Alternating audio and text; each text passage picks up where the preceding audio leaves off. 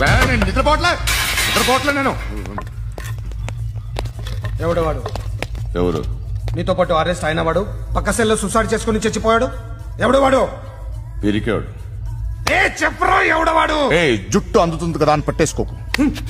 రే బయట నువ్వు అలీబాయివేమో, ఇక్కడ మాకు నువ్వు ఇది ఇది. అయితే కాల్ చంపేయి, బొడ్డులో గన్నుందిగా చంపేయి. నేనైతే కాల్ చేస్తా.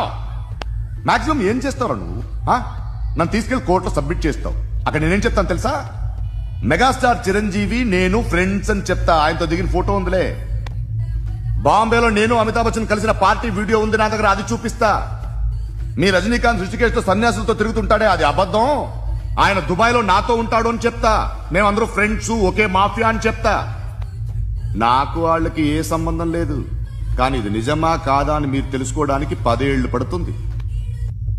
నేను ఇదే, కానీ లాగితే కొండలు కదులుతాయి.